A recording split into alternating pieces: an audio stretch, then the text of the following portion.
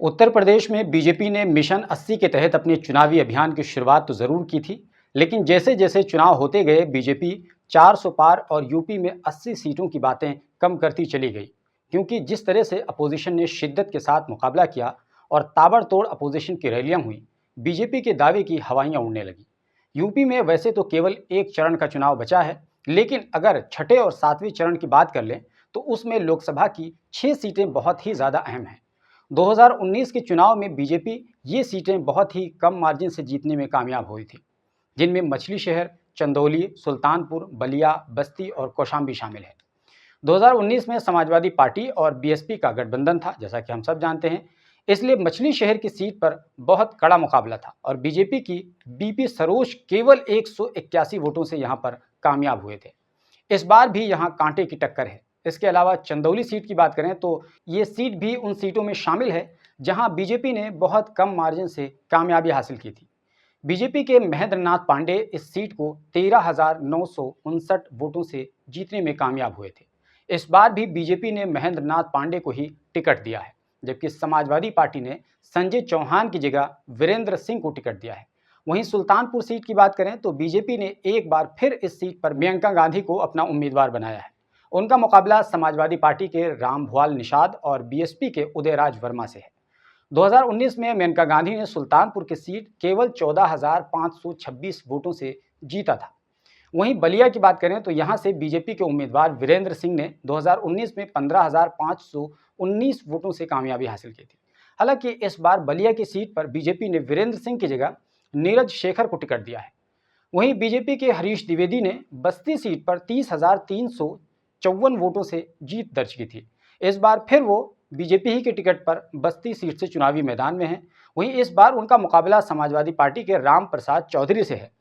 इस सीट पर खास बात यह है कि कुर्मी और दलित वोटर्स बड़ी संख्या में हैं, इसलिए ऐसा माना जा रहा है कि इस बार बीजेपी के लिए ये सीट बिल्कुल आसान नहीं होगी, क्योंकि सपा ने राम प्रसाद चौधरी को खड़ा करके कुर्मी और दलित वोटर्स को अपने पाले में लाने की पूरी कोशिश की है और हरीश द्विवेदी को ब्राह्मण फेस होने का नुकसान हो जाएगा।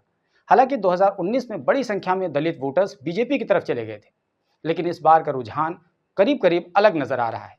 वहीं कौशाम्बी सीट की बात करें तो इस सीट पर बीजेपी ने 2019 में 38,722 वोटों से कामयाबी हासिल की थी।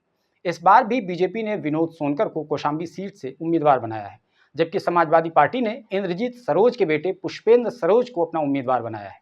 इस बार यहाँ की खास बात यह है कि इस सीट पर राजा भैया का फैक्टर भी काम कर सकता है और जब से राजा भैया ने इंडिया गठबंधन की हिमायत की बात कही है, तब से बीजेपी के खेमे में उथल पुथल मची हुई है। चुनाव का आखिरी चरण 1 जून को है और इस आखिरी चरण में नरेंद्र मोदी, अनुप्रिया पटेल और महेंद्र नाथ पांडे सहित कई बड़े नेताओं की लोकप्रियता को जांचा जाएगा। वाराणसी से प्रधानमंत्री मोदी लगातार तीसरी बार चुनाव लड़ रहे हैं। देश भर की नजरें इस सीट पर लगी हुई हैं। वहीं केंद्रीय मंत्री अनुप्रिया पटेल भी मिर्जापुर सीट से तीसरी बार चुनाव लड़ रही हैं। अपना दल सोनेलाल के उम्मीदवार निकी कौल भी रॉबर्ट्सगंज की सीट से उम्मीदवार हैं और केंद्रीय मंत्री महेंद्र नाथ पांडे भी अपनी जीत का सिलसिला बरकरार रखने की पूरी कोशिश कर रहे हैं।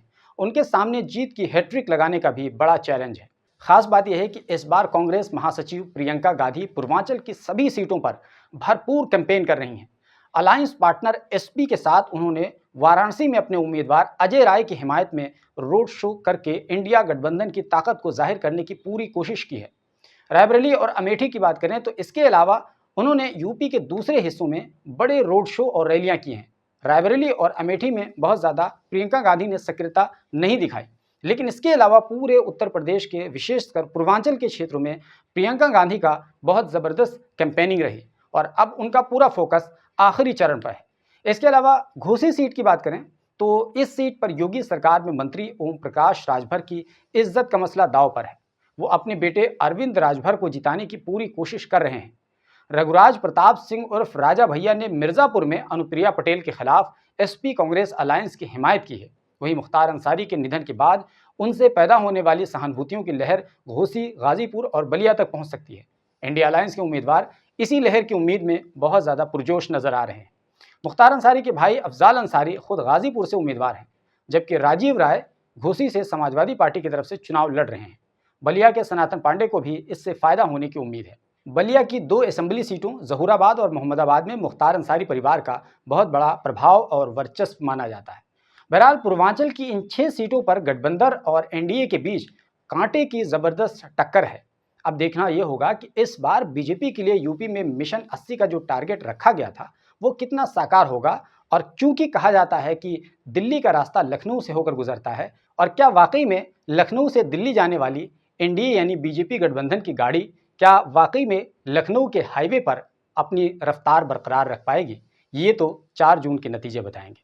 बहरहाल इस वीडियो पर जो कुछ भी आपकी राय है कमेंट बॉक्स में ज़रूर बताइए। ये वीडियो अगर आप हमारा यूट्यूब पर देख रहे हैं तो हमारे चैनल को सब्सक्राइब कर लीजिए, फेसबुक पर देख रहे हैं तो हमारे पेज को फॉलो कर लीजिए, क्योंकि हम यहाँ पर न केवल न्यूज़ बल्कि व्लॉग से संबंधित कंटेंट भी बनाकर देते रहते हैं।